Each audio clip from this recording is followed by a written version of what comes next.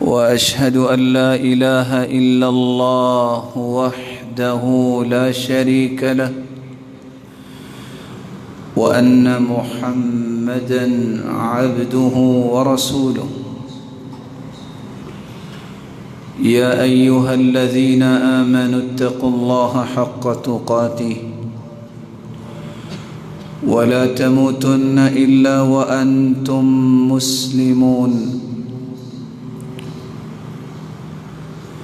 يا أيها الناس اتقوا ربكم الذي خلقكم من نفس واحدة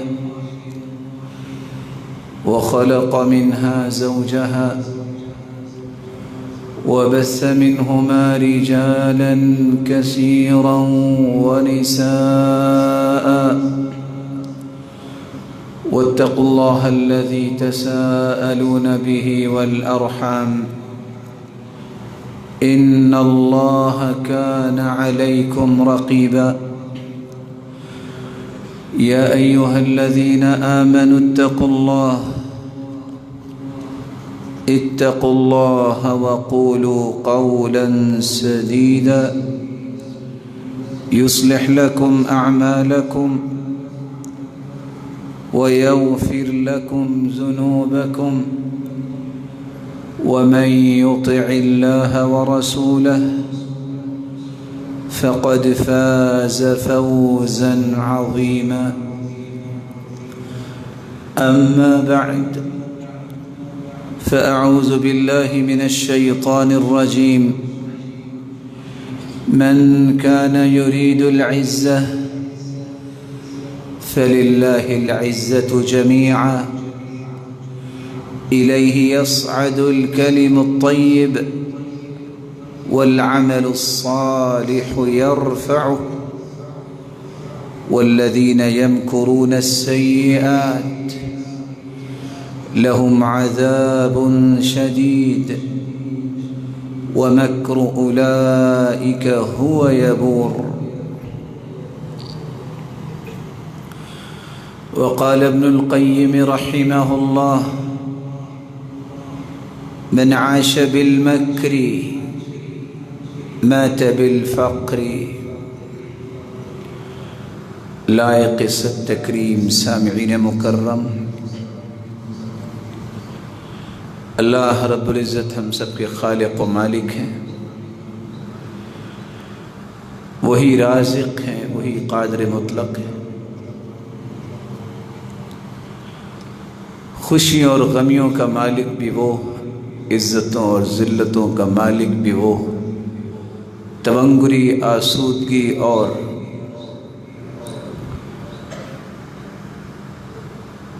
وافر مال دینے پہ اسی کی قدرت ہے، اور کسی کو غریب بنا دینا، لاچار بنا دینا، یہ بھی اسی کا ہی فیصلہ ہے۔ اللہ ذوالجلال نے کائنات کی تخلیق کے بعد اس کی تربیت کے لیے 1,24,000 پیغمبروں کو بھیجا، جنہوں نے احکام خداوندی کی روشنی میں اپنی اپنی قوموں کی تربیت کی، اور انہیں یہ بات سمجھائی کہ تمہاری تخلیق کا مقصد عبادت ہے، زندگی گزارنے کا وہ طور طریقہ جس کو اسلام کہتے ہیں، دین کہتے ہیں، اس کو اختیار کرنے سے دنیاوی اور اخروی کامیابیاں نصیب ہوتی ہیں، اور وہ اصول اور ضابطے سمجھائے جس سے معاشرے کے اندر امن آتا ہے، معاشرے کے اندر رونق آتی ہے، معاشرے کا ہر فرد خوشی محسوس کرتا ہے اور عزت محسوس کرتا ہے۔ ان اصولوں میں سے ایک اصول انبیاء علیہم الصلاۃ نے جو سمجھایا کہ آپس میں ایک دوسرے سے محبت کرو اور دوسرے کی خوشی کو دیکھ کر خوش ہوا کرو، اور جہاں اس بات کا حکم دیا وہاں اس بات سے منع بھی کیا۔ ظاہری اور باطنی کسی کی برائی چاہنا یہ کوئی اچھی خصلت نہیں ہے، بلکہ اللہ کے رسول صلی اللہ علیہ وسلم نے تو یہ فرمایا، مثل المؤمنین فی توادہم وتراحمہم وتعاطفہم مثل الجسد الواحد اذا اشتكى منه عضو تداعى له سائر الجسد بالسهر والحمى۔ مسلمانوں کی باہمی محبت، الفت اور عاطفت کی مثال تو ایک جسم کی مثال ہے۔ اگر جسم کے ایک عضو کو تکلیف ہو تو سارا جسم ہی اس تکلیف کو محسوس کرتا ہے اور رات بیداری کے ساتھ گزارتا ہے۔ اور شاید اسی بات کو سامنے رکھتے ہوئے علامہ اقبال رحمہ اللہ نے کہا تھا، اخوت اس کو کہتے ہیں کہ چبھے کانٹا جو کابل میں تو ہندوستان کا ہر پیر و جواں بےتاب ہو جائے۔ یہی وہ تمنائیں، یہی وہ خواہشیں تھیں جس کی بنیاد پر لاکھوں قربانیاں دے کر وطن عزیز کو حاصل کیا گیا کہ یہ اللہ اور اس کے رسول کی اطاعت کی جائے گی اور اللہ اور اس کے رسول کے فرامین کی روشنی میں زندگی کے زاویوں کو درست کیا جائے گا۔ اور تقاضا شریعت بھی یہی تھا کہ انسان جہاں رہے اس بات کی کوشش کرے اخلاص کے ساتھ وہ اپنی زندگی گزارے۔ جس شخص کے پاس اخلاص نہیں ہوتا اس کے بارے میں امام ابن القیم رحمۃ اللہ علیہ نے سچ کہا ہے، العمل بغیر اخلاص ولا اقتداء۔ جس کے پاس اخلاص نہ ہو اور رسول اللہ صلی اللہ علیہ وسلم کا طریقہ مبارک نہیں ہے، کالمسافر یملأ جرابہ رملا، یہ ایسے مسافر کی مثال ہے جو اپنے پاس ریت کی بوری تو رکھتا ہے، یثقلہ ولا ینفع، یہ ریت تو نہیں کھائے گا، بس یہ ریت کی بوری اٹھائے پھرتا ہے جو اس کو نفع نہیں دے سکتی، بس بوجھ ہی اٹھائے پھرتا ہے۔ اور ساتھ امام ابن رجب رحمہ اللہ تعالی یہ کہا کرتے تھے، ان المؤمن یسرہ ما یسر اخاہ المؤمن، حقیقی مومن وہ ہوتا ہے جس کو وہی چیز پسند آتی ہے جو اس کے بھائی کے لیے وہ پسند کرتا ہے۔ وَيُرِيدُ لِأَخِيهِ الْمُؤْمِنِ مَا يُرِيدُهُ لِنَفْسِهِ مِنَ الْخَيْرِ، وہ خیر اور بھلائی جو اپنے لیے پسند کرتا ہے اپنے بھائی کے لیے بھی پسند کرتا ہے۔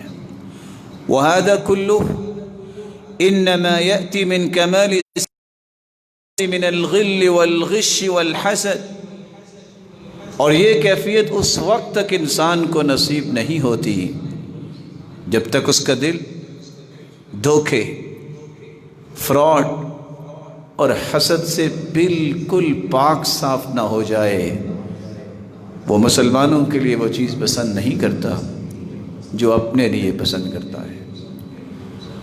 اس لیے امام محمد بن صالح العثیمین رحمہ اللہ یہ کہا کرتے تھے، اذا كنت لا تحب لأخيك ما تحب لنفسك فأنت مصر على كبيرة من كبائر الذنوب۔ اگر تمہاری زندگی کی کیفیات یہ ہے کہ تم جو اپنے لیے پسند کرتے ہو وہ خیر اور بھلائی دوسرے کے لیے پسند نہیں کرتے، تو جب تک یہ پسند نہیں کرو گے تم کبیرہ گناہوں میں سے ایک کبیرہ گناہ پہ ڈٹے ہوئے ہو، والعیاذ باللہ، نسأل اللہ السلامۃ والعافیہ۔ اللہ ذوالجلال ہم سب کو محفوظ فرمائے۔ اور یہی وہ مقصد تھا جس کو پورا کرنے کے لیے اس وطن عزیز کو حاصل کیا گیا، لیکن ہمیشہ محبت و الفت قربان ہوتی ہے جب کسی معاشرے میں مکر آ جاتا ہے، دجل آ جاتا ہے، بغض اور حسد اور عداوت اور عصبیت و تعصب آ جاتا ہے۔ جنہوں نے قربانیاں دی انہوں نے دے دی، جن کے ہاتھ آیا انہوں نے اس کو مکاری کا ایک میدان سجا دیا، اور آج وہ ملک جو لا الہ الا اللہ کلمہ توحید کے لیے اور اس کا یہ نعرہ تھا اس کے لیے حاصل کیا گیا، آج اس اللہ کی توحید اور اس رسول اللہ صلی اللہ علیہ وسلم کی سنت اور طریقوں کی جگہوں پہ بدعات اور خرافات آ گئی۔ کیسے آئیں؟ اس لیے کہ یہاں کے رہنے والوں نے مکر کرنا شروع کر دیا۔ جب تک کسی معاشرے کی تربیت نہیں ہوتی، جب تک ان کی تربیت کے زاویے درست نہیں ہوتے، دنیا جہان کی نعمتیں بھی انہیں مل جائیں وہ کبھی نہ شکر ادا کرتے ہیں اور نہ کبھی ان نعمتوں سے فائدہ اٹھاتے ہیں۔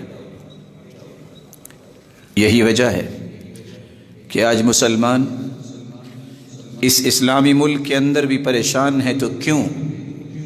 یہودی اور عیسائی تو دشمن تھا ہی تھا، آج گھر والے ہی گھر کے دشمن بن گئے۔ کیا اس لیے تقدیر نے چنوائے تھے تنکے کہ بن جائے نشیمن تو کوئی آگ لگا دے؟ رب کے بارے میں زبانیں کھولنے والے درندوں کی طرح پھر رہے ہیں، اور اسلام کا نام لینے والے جو ہیں وہ جیلوں میں ہیں۔ محمد مصطفیٰ صلی اللہ علیہ وسلم کی ختم نبوت کے لیے صحابہ نے تو جانیں دے دی۔ 86 جنگیں اللہ کے رسول نے اپنی زندگی میں لڑی ہیں، 1060 لوگ ان جنگوں میں مارے گئے، مسلمان شہید ہوئے، کافر جہنم واصل ہوئے۔ لیکن ابو بکر صدیق رضی اللہ تعالیٰ عنہ کے زمانے میں جب مسلمہ سے لڑائی ہوئی، 1060 نہیں 20,000 سے زائد صحابہ اس میں شہید ہوئے۔ تو آیا کہ جب اسلام کے نام پہ حاصل کی گئی نعمت کو اس طرح اپنے پاؤں تلے روندا گیا، جو ختم نبوت کے نام کو بھی کتابوں سے نکالنے کے لیے کلا بازیاں لگا رہے ہیں۔ وہ کون سا مکر ہے جس کی وجہ سے آج یہ اندھیرے اور ظلمت مسلمانوں کو دیکھنی پڑی؟ مکر دھوکے اور فریب کو کہتے ہیں، مکر خفیہ چالوں کو کہتے ہیں، جس کے ذریعے انسان اپنے مقاصد کو پورا کرتا ہے اور لوگوں کو اندھیرے میں رکھتا ہے۔ اسی جرجانی کہا کرتے تھے، ایصال المکروہ الی الانسان من حیث لا یشعر۔ مکر کا مطلب یہ ہے کسی کو پریشان کرنا اور اس کو پتہ بھی نہ ہو۔ صرف الغیر عما یقصدہ بحیلہ، اور امام راغب اصفہانی رحمۃ اللہ علیہ کہا کرتے تھے، کسی انسان کے مقاصد کو چینج کر دینا حیلے بہانے کے ساتھ کہ اس بیچارے کو بھی پتہ نہ ہو کہ میں کیا کر رہا ہوں۔ اور سچ کہا تھا امام سیوطی نے، ما يقصد فاعله في باطنه خلاف ما يقتضيه ظاهره۔ ظاہر میں نعرہ کچھ اور باطن میں پلاننگز کچھ، اسی کو مکر کہتے ہیں۔ اللہ ذوالجلال ایسی زندگی سے محفوظ فرمائے۔ اس لیے امام ابن الجوزی فرمایا کرتے تھے، وَمِنْ أَقْبَحِ الذُّنُوبِ الَّتِي قَدْ أَعَدَّ لَهَا الْجَزَاءَ الْعَظِيمَ الْإِصْرَارُ عَلَى الذَّنْبِ ثُمَّ يُصَانِعُ صَاحِبُهُ بِاسْتِغْفَارٍ وَصَلَاةٍ وَتَعَبُّدٍ۔ سب سے قبیح حرکت انسان کی یہ ہے، برائیاں بھی نہیں چھوڑتا اور کہتا ہے کہ میں بہت نیک ہوں۔ اللہ ذوالجلال ہم سب کو محفوظ فرمائے۔ قرآن مجید نے مکر کے 5 معانی نقل کیے ہیں جن کی روشنی میں انسانیت مکر اور فریب کے ساتھ دوسروں کو دھوکہ دیتی ہے۔ دامغانی لکھتے ہیں مکر کا پہلا معنی ہے حیلہ، زبان کے ساتھ، عمل کے ساتھ، فکر کے ساتھ ایسے حیلے بہانے لگانا جس سے دوسرے کو دھوکہ دیا جائے۔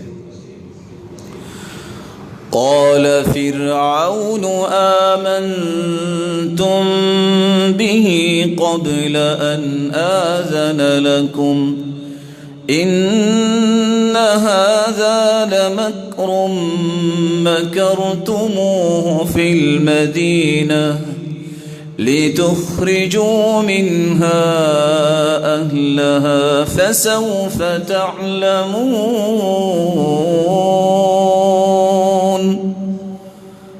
دھوکہ تو فرعون دے رہا تھا اور کہتا تھا انا ربکم الاعلی، میں تمہارا بلند و بالا رب ہوں۔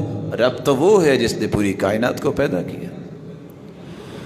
الٹا اپنے دھوکے کو چھپانے کے لیے کہتا ہے اپنی قوم کو، یہ کیا تم نے ہیلا بنا رکھا ہے، موسیٰ کے ساتھ چل پڑے ہو اور اس کی باتوں میں آگے ہو اور یہاں سے لوگوں کو نکالنا چاہتے ہو۔ تو مکر سے مراد حیلہ ہے، اپنے اوپر سے برائی کو اٹھا کے کسی اور پہ رکھ دینا اور اللہ کا خوف نہ کھانا، یہ فرعونیوں کا مکر تھا۔ اللہ تعالیٰ ایسے مکر سے ہم سب کو محفوظ فرمائے۔ مکر کا دوسرا معنی القول، ایسی بات جو خلاف حقیقت ہو۔ فلما سمعت بمكرهن أرسلت إليهن وأعتدت لهن متكئا وآتت كل واحدة منهن سكينا وقالت اخرج عليهن فلما رأينه أكبرنه وقطعن أيديهن وقل حاش لله ما هذا بشرا إن هذا إلا ملك کریم۔ عزیز مصر جس کے دل میں خیانت آ گئی، بددیانتی آ گئی، یوسف علیہ السلام پہ فریفتہ ہو گئی، اپنی سر توڑ کوشش کی، ناکام ہو گئی اور آخر ایسے موڑ پہ پہنچی کہ جب برائی کی دعوت دی اور یوسف علیہ السلام نے انکار کیا اور رب نے اپنے بندہ یوسف کو بچا لیا۔ دروازوں سے دوڑتے دوڑتے جب سامنے خامد آیا تو کہتی ہے دیکھا یہ تھا جو تیرے اہل کے ساتھ برائی کرنے والا تھا۔ دلائل دیے گئے، اللہ ذوالجلال نے اس گود کے بچے کی زبان سے یہ کہلوایا بھی کہ سچا کون ہے۔ پتہ چل بھی گیا عزیز مصر کو، اس نے کہہ بھی دیا یوسف اعرض عن هذا واستغفری لذنبک، یوسف اعراض کرو، اور اس سے کہا اپنے گناہ کی توبہ کر لو۔ لیکن ضد، ہٹ درمی، مکر اور فریب جس کے دل میں ہوتا ہے اس کو کبھی ٹھنڈک نہیں محسوس ہوتی۔ اس نے اپنی سہیلیوں کو بلایا اور بلا کے سب کے ہاتھوں میں چھریاں تھما دی اور یوسف کو سجا پھبا کے کہا کہ آؤ ذرا گزر کے دیکھاؤ۔ جب یوسف گزرے نتیجہ کیا نکلا؟ انہوں نے اپنی انگلیوں کو کاٹ لیا۔ پھر کہتی ہے اب بتاؤ میرا اس میں کوئی گناہ ہے؟ یہ تو اس کا حسن تھا جس نے مجھے بھی برباد کر دیا۔ اس ہیلے اور بہانے اور قول سے عزیز مصر کی بیوی نے دھوکہ دینا چاہا، یہ مکاری اس کی پھر بھی کام نہ آئی، پھر بھی اللہ ذو الجلال کے پیغمبر کو جیل جانا پڑا۔ یوسف علیہ السلام نے کہا تھا قال رب السجن احب الی مما يدعوننی الیہ۔ اللہ میں جیل کو پسند کرتا ہوں، میں ان کی باتیں نہیں مان سکتا۔ دنیا کے اندر کسی ایک مصیبت کو سینے سے لگانا پڑتا ہے، یا دین کو یا دنیا کو۔ دین بچانے کے لیے سزائیں سہنی پڑتی ہیں۔ کیا گناہ تھا اللہ کے رسول صلی اللہ علیہ وسلم کا؟ آپ کے سر مبارک سے خون، چہرہ انور سے خون، کندھے سے خون، جوحشت رکبت کو آپ کے گھٹنے زخمی ہوئے، آپ کے پاؤں سے خون، گالیاں ملی، کسی نے دیوانہ کہا، کسی نے مجنون کہا، کسی نے جادوگر کہا، کسی نے فراڈیا کہا۔ قرآن نازل ہوا وَمَا كَانَ لِنَبِيٍّ أَن يَغُلَّ، نبی کے لائق نہیں وہ فراڈ کرے۔ کسی نے بے انصاف کہا۔ کچھ ایسے بھی بدبخت تھے جس نے آپ کی طرف دیکھ کے تھوک دیا، اور ایسے بھی ذلیل لوگ تھے جنہوں نے کہا یہ تو حرام کی اولاد ہے، حلال کی اولاد نہیں۔ وہاں اللہ کے پیارے محبوب کو یہ کہنا پڑا وَلِدْتُ مِن نِکاح لا من سفاح، میں نکاح سے پیدا کیا گیا ہوں، من لدن آدم سے لے کے میرا نسب نامہ پاک صاف ہے۔ یحییٰ علیہ السلام کا کیا گناہ تھا جن کو گھسیٹ کے یہودی اپنے ڈیرے میں لا کے ذبح کر دیتے ہیں؟ یہ آزمائشیں تو آتی ہیں، یہ اللہ ذو الجلال کا قانون ہے۔ ان اللہ اذا احب عبدا ابتلاہ، اللہ جب کسی کو پسند کرتے ہیں تو اس کو ٹٹولتے ہیں، آزماتے ہیں، ثابت قدمی دکھائے گا کہ نہیں دکھائے گا۔ اسی لیے تو بلال سے کسی نے کہا تھا بڑی احد احد کی آوازیں لگاتے ہو، اتنی مار کیوں پڑی؟ مسکرا کے کہا تم بھی تو برتن خریدتے وقت کھٹکھٹا کے دیکھتے ہو نا مٹی اچھی لگی ہے کہ نہیں، تو میرے رب نے بس تھوڑی سی آزمائش کی تھی، اللہ نے پھر کامیابی سے نماز دی۔ کہنے والے تو کہتے ہیں کہ یہ اتنے سال کی جیل آخر کس گناہ کی پاداش میں یوسف کو ملی، لیکن ان کے پائے استقلال میں لغزش نہیں آئی۔ مکر کا تیسرا معنی، اور حسن بصری کہا کرتے تھے ما عقل دینہ من لم يحفظ لسانہ، جس کی زبان مکر سے پاک نہیں ہے سمجھ لو اس نے دین کو سمجھا ہی نہیں ہے۔ اللہ ہماری زبانوں کو پاک بنا دے، اس پہ مکاری کا ایک لفظ بھی نہ آئے جب تک ہم زندہ ہیں، اور یہی نعمت اللہ ہماری اولادوں کو بھی نصیب فرما۔ مکر کا تیسرا معنی قتل کا ارادہ کرنا۔ کچھ لوگ معنوی قتل کرتے ہیں، کچھ عینی قتل کرتے ہیں۔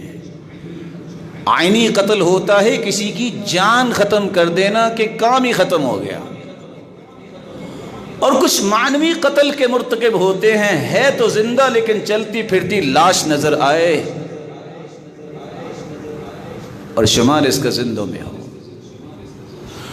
فَوَقَاهُ اللَّهُ سَيِّئَاتِ مَا مَكَرُوا وَحَاقَ بِآلِ فِرْعَوْنَ سُوءُ الْعَذَابِ۔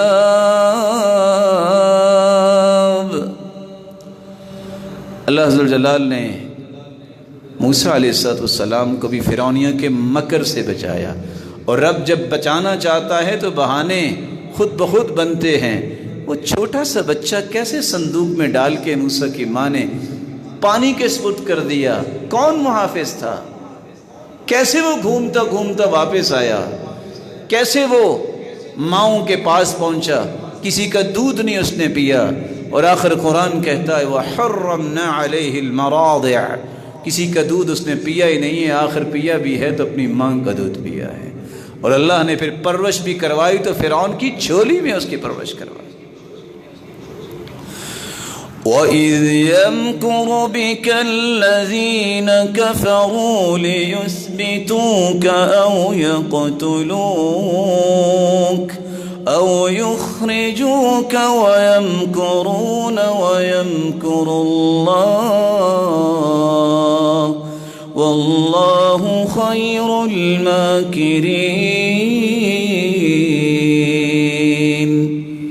سب جمع ہوئے اور مشورہ کس بات پہ ہے کہ محمد مصطفیٰ کو یا تو مکہ سے نکال دیں یا اس کو قتل کر دیں۔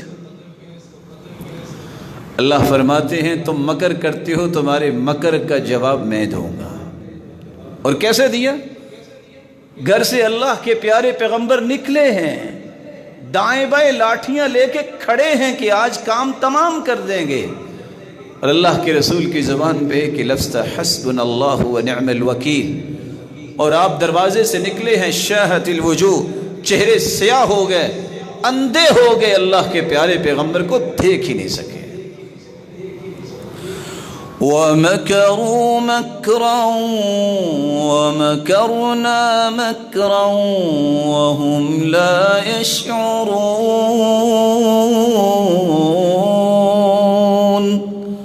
صالح علیہ السلام کو بھی ایسا ہی انہوں نے مکر کیا، اس کی قوم نے۔ اللہ فرماتے انہوں نے مکر کیا تو ہم نے بھی اچھی تدبیر کی۔ کون کامیاب ہوا؟ اللہ کے پیغمبر کامیاب۔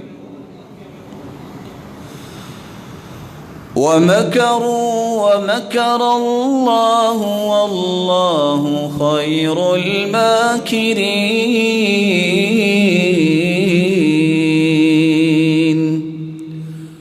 مکر کیا عیسیٰ علیہ السلام کو سولی پہ لٹکانا چاہا۔ وہ مکر کن پہ پڑا؟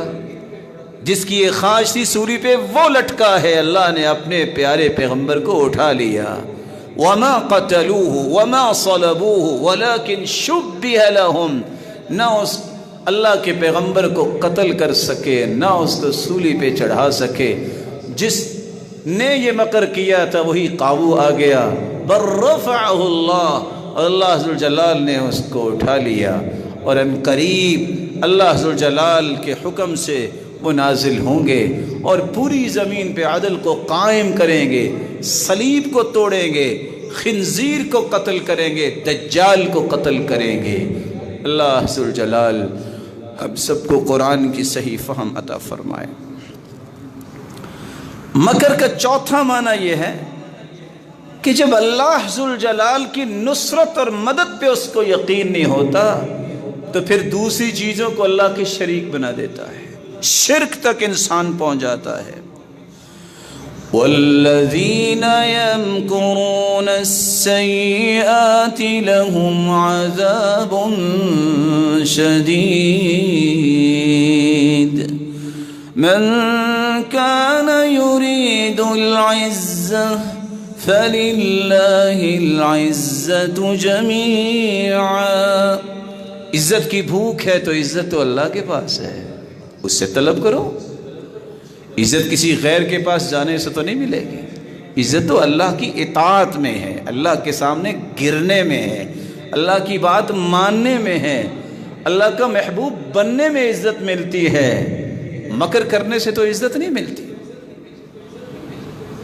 ہر عمل اللہ کی طرف جاتا ہے، اور اللہ ذوالجلال فرماتے ہیں میرے بندے میں نے کتنی نعمتیں دیں، یہ بدلہ دیا کہ تیری طرف سے برائیاں ہی اوپر آتی، اور جنہوں نے شرک کیا عذاب تو ان کے لیے ہے۔ وَمَكْرُ أُولَئِكَ هُوَ يَبُورُ۔ انجام کار و ہلاکت میں پڑتا ہے تو مکار انسان پڑتا ہے، جو سیدھا دین پہ چلنے والا ہے اس کو پریشانی کو نہیں، شہید بھی ہو جاتے ہیں، قیدی بھی ہو جاتے ہیں اللہ والے، لیکن جنتوں کے وارث بنتے ہیں۔ کیا گناہ تھا عیسیٰ علیہ السلام کا؟ کس طرح اس کے جسم میں میخیں گاڑ دی گئی تھیں، اور اس کی زبان پہ ہے کہ لفظ تھا رب ابن لی عندك بیتا فی الجنہ ونجنی من فرعون وعمله ونجنی من القوم الظالمین۔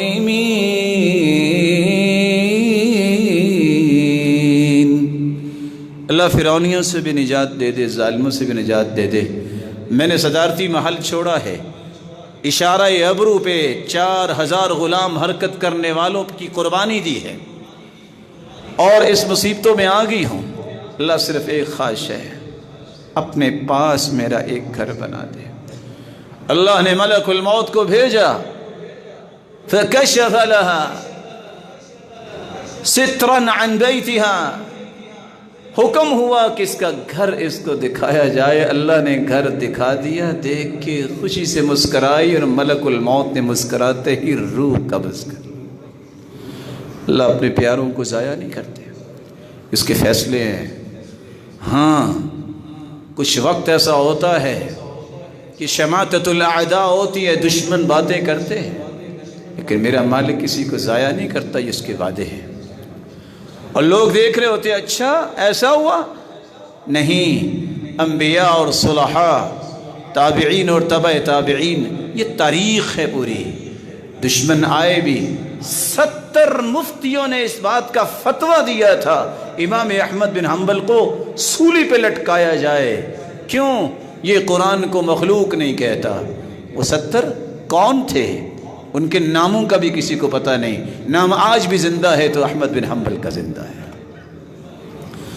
حق ہمیشہ باقی رہتا ہے، باطل ہمیشہ ختم ہو جاتا ہے۔ الحق ابلج والباطل یتلجلج، حق ہمیشہ ثابت ہو کے رہتا ہے اور باطل پاؤں تلے روندا جاتا ہے۔ پانچواں معنی مکر کا معنی یہ ہے کہ انسان جب مکار بنتا ہے تو پھر انبیاء علیہم السلام کو بھی جھٹلا دیتا ہے۔ وَكَذَلِكَ جَعَلْنَا فِي كُلِّ قَرْيَةٍ أَكَابِرَ مُجْرِمِيهَا لِيَمْكُرُوا فِيهَا وَمَا يَمْكُرُونَ إِلَّا بِأَنفُسِهِمْ وَمَا يَشْعُرُونَ۔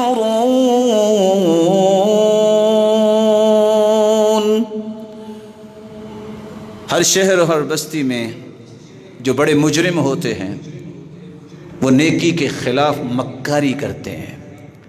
نیکی کامیاب ہو جائے تو ان کے یہ جرم کیسے چلیں گے، ان کے یہ دھندے کیسے چلیں گے؟ آج یہی کچھ ہوا۔ ہر جگہ پہ اس بات کی کوشش کی گئی کس طرح دین اسلام کی تعلیمات کو مسخ کیا جا سکتا ہے، کس طرح دین کو نیچے کیا جا سکتا ہے۔ دعوے پھر بھی اسلام کے ہیں، اور یہی مکاری ہے کہ انسان زبان سے کچھ کہے اور اعمال کچھ کرے۔ اللہ ایسی ایک دن کی بھی زندگی ہمیں نصیب نہ فرمانا کہ ہمارے قول و عمل میں فرق آ جائے۔ اور اسی لیے علماء یہ لکھتے ہیں جس کا قول اور عمل ایک جیسا ہوتا ہے اسے عالم کہتے ہیں، جس کے قول اور عمل میں فرق ہے اسے جاہل کہتے ہیں، جس کا ظاہر اور باطن ظاہر سے اچھا ہو اس کو ولی کہتے ہیں۔ اللہ ہم سب کو اس درجے تک پہنچائے جن کو اللہ کا ولی بننے کا شرف مل جائے۔ اللہ تعالیٰ ہر ایک کو مکر سے محفوظ فرمائے۔ مکر، اس کی نحوستیں معاشرے پہ کیسے پڑتی ہیں؟ اسلام کے منافی اور مذموم خصلت جو معاشرے کو فنا کر دیتی ہے وہ مکر ہے کہ انسان مکار بن جائے۔ عامر بن دینار کہا کرتے تھے، قال قیس بن سعد، قیس بن سعد نے کہا، لولا الاسلام لمکرت مکرا لا تطیقه العرب۔ اگر اسلام کی نعمت میرے پاس نہ ہوتی تو میرے اندر ایسی صلاحیت ہے، میں وہ مکر کرتا کہ پورا عرب بھی مل کے میرا مقابلہ نہیں کر سکتا تھا۔ اور اسی لیے یہ ایمان جس دل میں ہوتا ہے اس میں مکاری نہیں آتی۔ مجاہد ابن جبر رحمہ اللہ، جنہوں نے 3 مرتبہ عبداللہ ابن عباس سے ایک ایک آیت کر کے پورے قرآن کی تفسیر پڑھی ہے اور آج ہمارے پاس بھی پہنچتی ہے وہ تفسیریں، وہ فرماتے ہیں وَلَيْسَ مِنْ أَخْلَاقِ الْمُؤْمِنِ المکر ولا الخیانہ، مومن کے اخلاق میں مکر کی اور خیانت کی کوئی جگہ نہیں ہوتی، یہ نہیں ہو سکتا۔ اس لیے ابن الجوزی فرمایا کرتے تھے قندیل الفکر فی محراب قلبک مظلم، اذا كان قندیل الفکر فی محراب قلبک مظلما، اگر تیرے دل میں سچا فکر اور ایمان کی فکر، اس کی قندیل بجھ گئی ہے، اس کی روشنی ختم ہو گئی ہے، فاطلب له زیت خلوہ وفتیلۃ عزم مفہمہ، اپنی جگہ پہ واپس آنا ہے تو اکیلا رہنا سیکھ، اور عزم کر لے کہ میں جب تک زندہ رہوں گا کوئی برائی بھی کرے گا میں نے اچھائی نہیں چھوڑنی، میں اچھائی نہیں چھوڑوں گا۔ بس اوقات انسان بیج ڈالتا ہے زمین میں، اگتے کانٹے ہیں، اس سے بھی سبق لو، پھر بھی کاشتکار وہ زمین چھوڑ تو نہیں دیتا بلکہ اس کی کاشت میں مزید محنت کرتا ہے۔ مکر جس شخص کے اندر آ جاتا ہے اللہ اسے موت سے پہلے فقیر بنا دیتے ہیں۔ ابن القیم رحمۃ اللہ علیہ فرمایا کرتے تھے من عاش بالمکر مات بالفقر، جو مکاری کے ساتھ زندہ رہتا ہے فقیر ہو کے مرتا ہے۔ صنعاء کے اندر، یمن کے اندر مشہور زمانہ باغ تھا، مکاری کی ان کے باغ والوں نے، باپ صدقہ کرتا تھا، بیٹوں نے کہا یہ تو سارا مسکینوں کو ہی دے دیتا تھا۔ مکاری کیسے کی؟ سحری کے وقت ہی جاتے ہیں، مسکینوں کے آنے سے پہلے ہی پھل توڑ کے بیچ دیں گے تاکہ مسکینوں کو دینا نہ پڑے۔ قرآن کہتا ہے فَأَصْبَحَتْ كَالصَّرِيمِ، تم مکاری کر رہے ہو، ان کے جانے سے پہلے پورے باغ کو اللہ نے جلا کے راکھ کر دیا۔ کہتے ہیں لگتا ہے بھول گئے ہیں، یہ ہماری جگہ نہیں۔ اور ارے آج تو گائے بھینس بھی نہیں بھولتی اپنی جگہ کو، انسان کیسے بھولتا ہے؟ لیکن سوچا جائے تو وہ بھولے ہی تھے، وہ راستہ جو حق کا راستہ تھا اللہ نے فقیر کر دیا، جبکہ پورے یمن میں سب سے مشہور وہ باغ تھا۔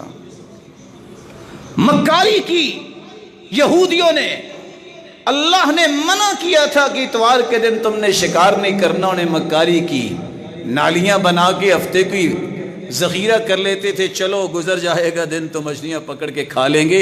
اللہ نے کسی کو خنزیر بنا دیا، کسی کو بندر بنا دیا۔ یہ مکاری کرتے ہیں سود کھانے والے، اور شرم و حیا کرنی چاہیے ان لوگوں کو جو سود کی حمایت میں جا کے کہتے ہیں کہ یہ نہیں ہوگا تو معیشت کیسے بچے گی۔ اللہ کے رسول نے فرمایا تھا درہم الربا وہو یعلم اشد من 36 زنیہ، 36 مرتبہ بدکاری کرنے کا جتنا گناہ ہے اس سے زیادہ گناہ ہے ایک درہم سود کا کھانا۔ اور اگر اس کو پتا ہے، اس کو پتا ہے کہ آج 9%، 10%، 11 سے 12% جو ہے وہ بینک دیتا ہے سود، اور اپنا پیسہ رکھا ہے اور کہتا ہے میں انڈسٹریلسٹ ہوں، ڈر جائے اللہ سے، اور ڈر جائے وہ بھی جو کمزور لوگ اور غریب لوگوں کو بیاج پہ پیسے دیتا ہے، یہ ظالم، یہ مرے گا فقیر ہو کے مرے گا۔ یمحق اللہ الربا ویربی الصدقات، یہ اللہ کا فیصلہ ہے، اللہ سود کو برباد کرتے ہیں، تجارت میں نفع دیتے ہیں۔ مکار آدمی فقیر ہو کے مرتا ہے، کبھی اس کو خوشیاں نہیں ملی۔ اور مکار آدمی ہوتا ہی وہ ہے جس کے دل میں حسد اور بغض ہوتا ہے۔ ذَلِكَ مِنْ أَنْبَاءِ الْغَيْبِ نُوحِيهِ إِلَيْكَ وَمَا كُنْتَ لَدَيْهِمْ إِذْ أَجْمَعُوا أَمْرَهُمْ وَهُمْ يَمْكُرُونَ۔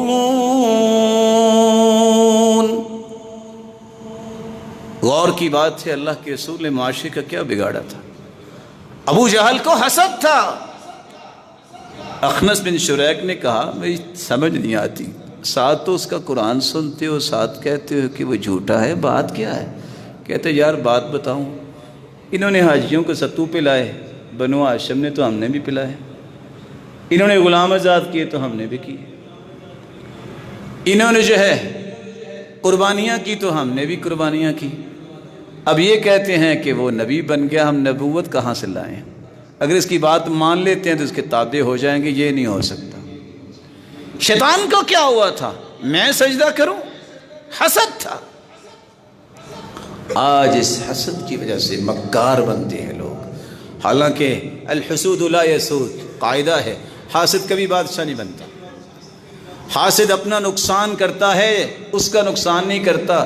دوسرے کے نقصان سے پہلے اس کا کلیجہ جو ہے فنا ہو چکا ہوتا ہے، جل چکا ہوتا ہے۔ امام اصمعی کہتے ہیں 160 سالہ بندے کو دیکھا، چمکتا اور روشن اس کا چہرہ، میں نے کہا یہ کیا؟ وہ تیری عمر کتنی ہے اور تازگی کیسی ہے؟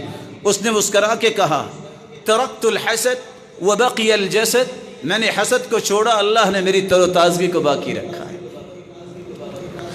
حسد تو اللہ پہ اعتراض ہے، اس میرے بھائی کو اللہ نے کو نعمت دی ہے، میں اس پہ جل جاؤں مر جاؤں کہ اس کو کیوں ملی؟ کیا میری خواہش کا میرا رب پابند ہے؟ کیوں نہیں میں کہتا اور آپ کہتے اللہ اس کو اور عطا فرما، اور اس کو بھی تو نے دی تو مجھے بھی عطا کر دے، اللہ تجھے بھی عطا کر دے گا۔ اللہ کے فیصلوں کو اپنی خواہش کا پابند دنیا کی کوئی طاقت نہیں بنا سکتی۔ مکار آدمی اللہ کے رسول کے فرامین سے محروم ہو جاتا ہے۔ بشر ابن السری کہتے ہیں نظرت فی العلم فاذا هو الحدیث والرأی، میں نے علم دیکھا تو علم میں دو چیزیں نظر آئیں، یا تو اللہ کے رسول کے اقوال و اعمال ہیں یا بندے کی خواہشیں اور رائے ہیں۔ میں نے جب علم کو کھولا تو میں نے اس میں انبیاء کا تذکرہ دیکھا، مرسلین کا تذکرہ دیکھا، اس میں موت کا تذکرہ دیکھا، اللہ کی ربوبیت کا، اس کی جلالت و عظمت کا اور جنت و جہنم کا تذکرہ تھا، مجھے نفع ملا۔ جب میں نے اہل رائے کی کتابوں کو کھول کے دیکھا، اس میں مکر بھی تھا، دھوکہ بھی تھا، اور اس کے اندر حق سے دور کرنے کے بہانے اور ہیلے اور چور راستے بھی تھے۔ میں نے کہا الحمدللہ، اللہ تیرا شکر ہے، تو نے مجھے حدیث کا راستہ دے دیا، اس رائے کی غلط راہ سے مجھے بچا لیا۔ جس شخص کو مکاری نصیب ہوتی ہے اس کو اللہ کے رسول کا صحیح راستہ نصیب نہیں ہوتا،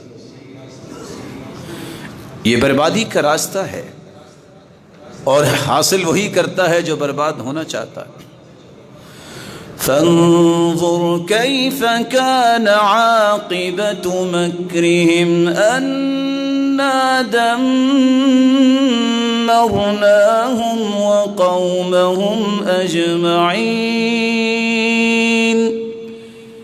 جنہوں نے مکاری کی تھی ذرا ان کا انجام تو دیکھو، ہم نے ان کو بھی برباد کر دیا، ان کی قوموں کو بھی برباد کر دیا، اور ان کو باقی رہنے والی دنیا کے لیے عبرت بنا دیا۔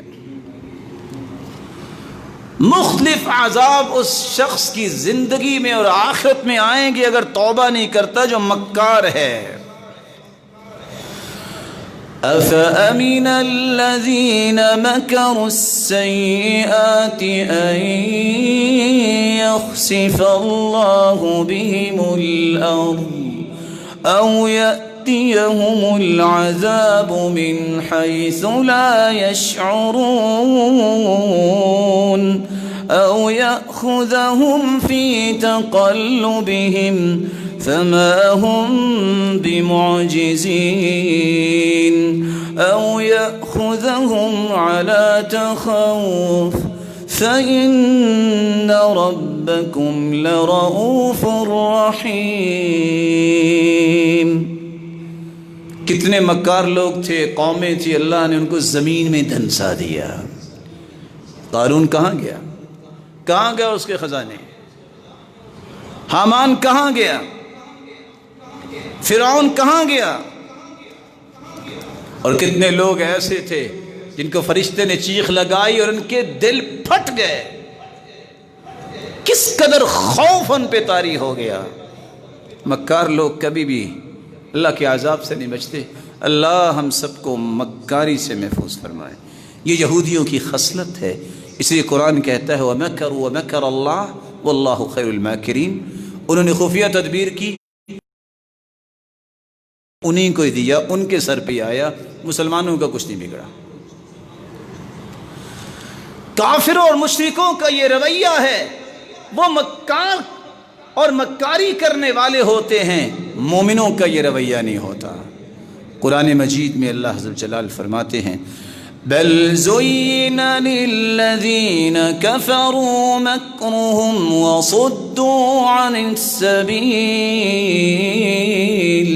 ومن یضلل اللہ فما له من ہاد۔ شیطان مزین کرتا ہے اور کافر مکر کرتے ہیں اور مسلمانوں کے راستوں کو روکتے ہیں، لیکن اللہ جس کو گمراہ کر دے اس کو ہدایت کون دے سکتا ہے؟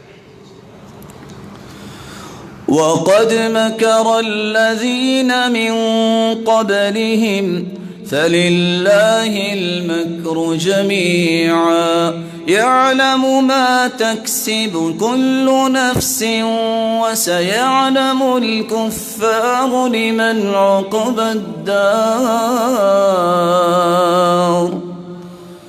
جن لوگوں نے تدبیریں کی، مکاری کی، جو ان سے پہلے تھے، تو اللہ عز و جلال تو ان تدبیروں کو جانتا ہے، وہ تو خالق و مالک ہے، اس سے تو کیا چیز مخفی ہے؟ جو جس طرح بھی مکاری کرتا ہے اللہ تو اس کو جانتا ہے۔ فَخَرَّ عَلَيْهِمُ السَّقْفُ مِن فَوْقِهِمْ۔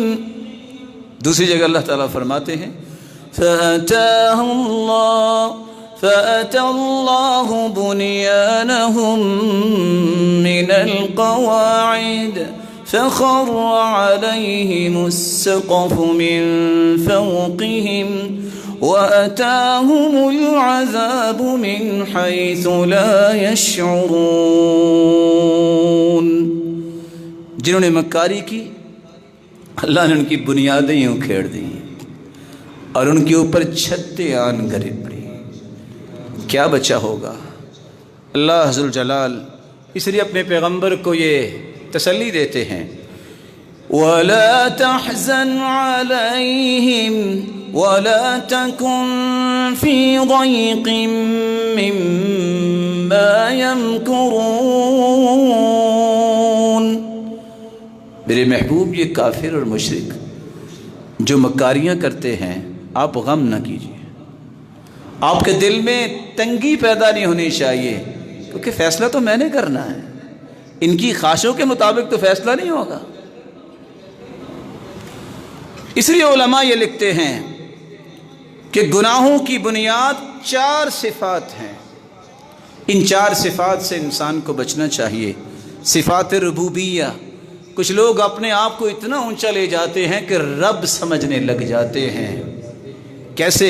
کہتے ہیں بس تکبر اور فخر یہ نہیں میں چھوڑ سکتا، جب تک ان کی تعریف کرتے رہو خوش، جب تنقید کرو گے اتنا رب عذاب نہیں دیتا دنیا کے اندر جتنا وہ عذاب دینے کے لیے تیار ہو جاتے ہیں۔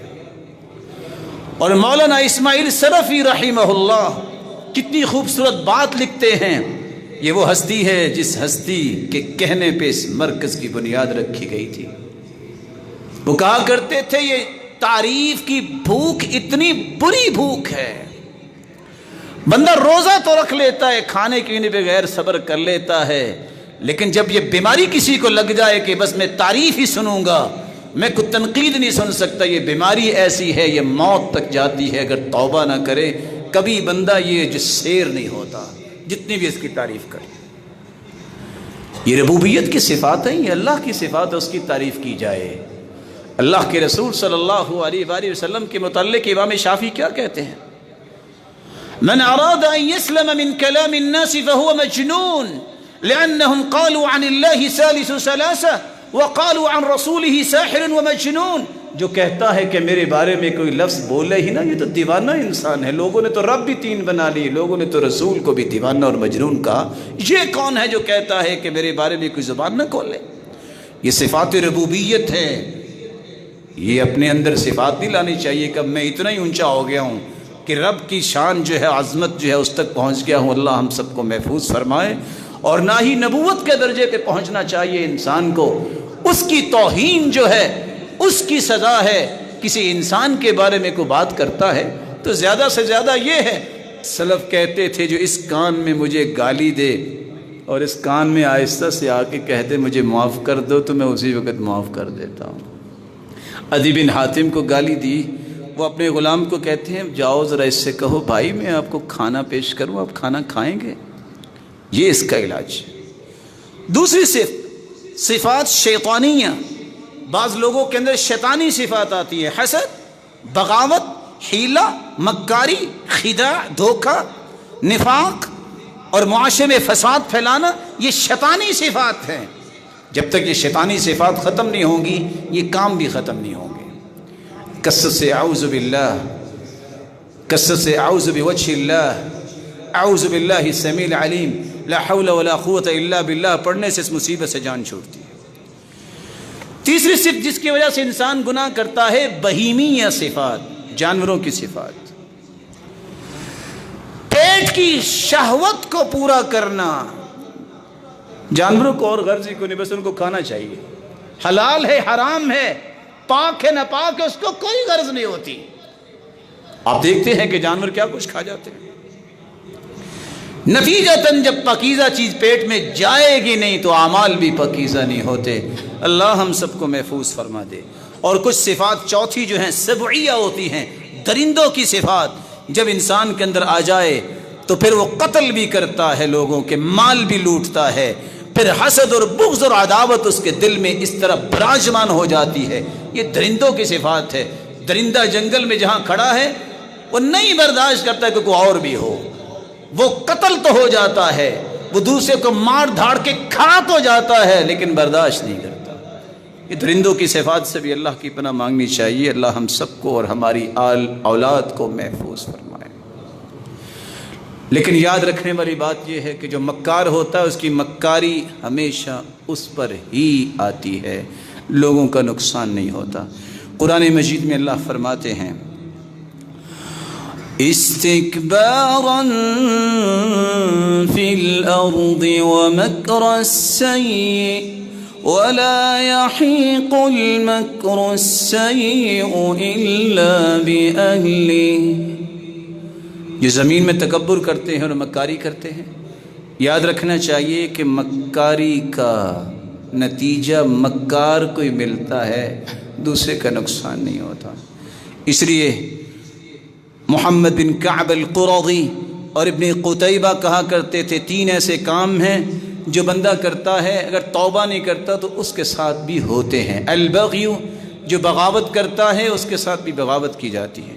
والمکر، جو مکاری کسی کے خلاف کرتا ہے اللہ اس کے خلاف بھی مکاری کرنے والے پیدا فرماتے ہیں۔ والنکس فمن نکس فانما ینکس علی نفسہ، جو اللہ کے وعدوں کو توڑتا ہے، عہد و پیمان کو توڑتا ہے، لوگ بھی ایسے ہوتے ہیں جو ان کے عہد و پیمان کو توڑتے ہیں۔ اللہ ذوالجلال ہم سب کو محفوظ فرمائے۔ اس لیے سلف صالحین کہا کرتے تھے جب بھی مکاری کا خوف پیدا ہو تو دو باتیں یاد کر لیا کرو، اللہ نے اپنے بندوں کو دو خوشخبریاں دی ہیں۔ پہلی خوشخبری یہ ہے مکار کی مکاری کا جواب میرا رب دے گا۔ دوسری خوشخبری یہ ہے تمہیں فکر کی کیا بات ہے، اپنی بس اصلاح کر لو، اپنے آپ کو ٹھیک کر لو۔ وَلَا يَحِيقُ الْمَكْرُ السَّيِّئُ إِلَّا بِأَهْلِهِ، مکاری کرنے والے بھی مکر آئے گا، دوسرے کا کوئی نقصان نہیں ہوگا۔ اللہ ہم سب کو مکاری سے بچائے اور مکاروں کی چالوں سے بھی محفوظ فرمائے، اور وطن عزیز میں خالص اور نکھرا ہوا اور سچا دین نافذ کرنے اور اس کو رائج کرنے کی توفیق عطا فرمائے۔ وآخر دعوانا الحمدللہ۔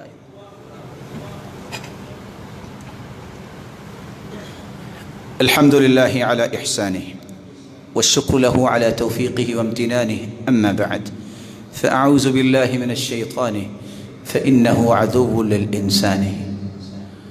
مکر اور فریب یہ اللہ ذوالجلال کو پسند نہیں، یہ شیطانی اور یہودیوں اور عیسائیوں اور مشرکوں کا یہ وصف ہے، یہ عادت کسی مسلمان میں نہیں ہونی چاہیے۔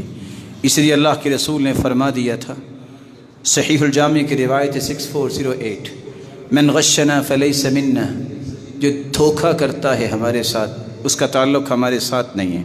والمکر والخداع فی النار، اور مکاری کرنا اور دھوکہ دینا یہ جہنم کا باعث ہے۔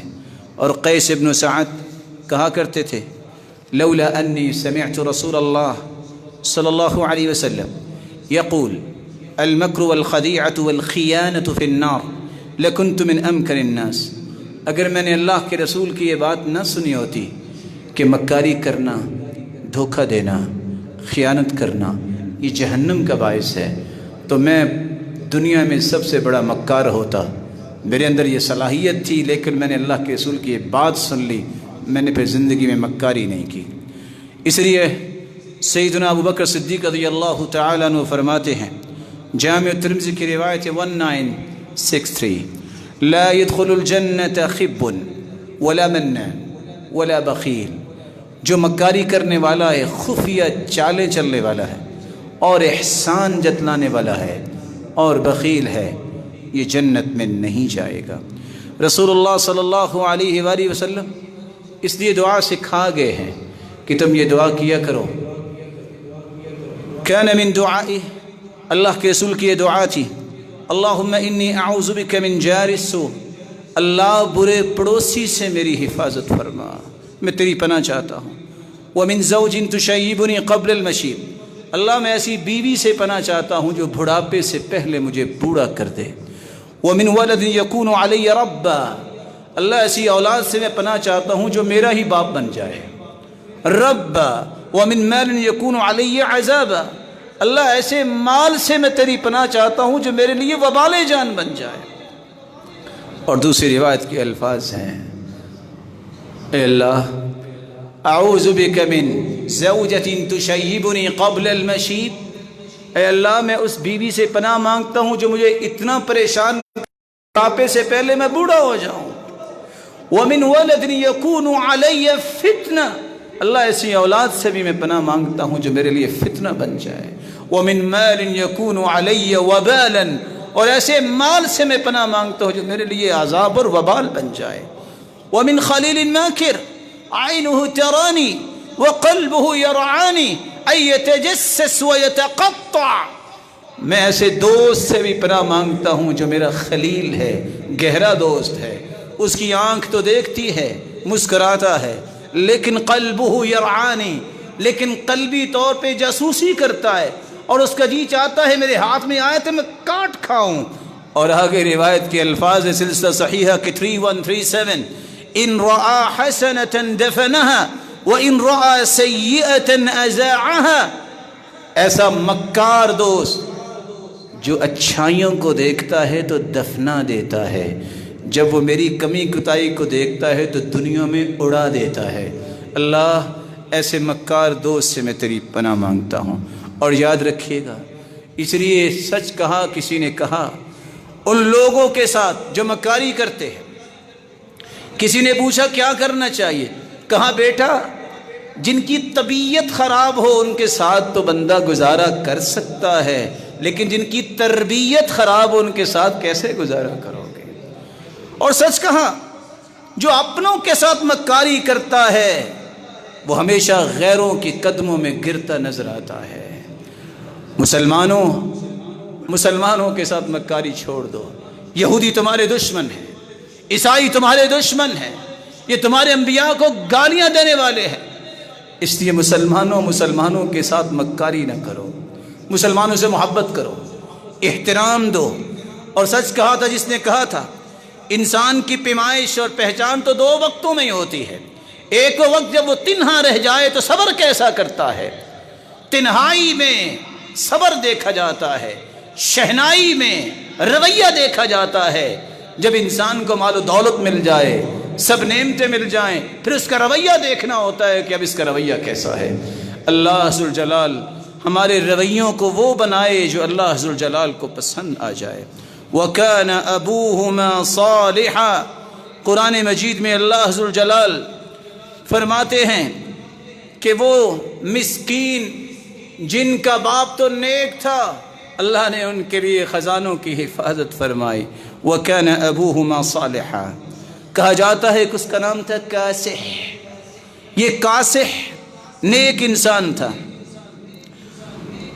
اس کے درمیان یہ جو دو بچے تھے، یہ 7ویں پیڑھی میں جا کے کاسے تھا، اس 7ویں نسل تک اس کی نیکی اللہ نے محفوظ کی۔ بندہ جب نیک ہوتا ہے تو اس کی 7 نسلوں تک اس کی نیکی باقی رہتی ہے۔ اسی لیے عبداللہ ابن عباس کہتے ہیں کان بینہما وبین الاب الصالح 7 آباء، اور محمد بن منکدر فرماتے ہیں ان اللہ یحفظ بصلاح العبد ولدہ وولد ولدہ وعترته وعشیرته واہل دویرات حولہ فما یزالون فی حفظ اللہ ما دام فیہم۔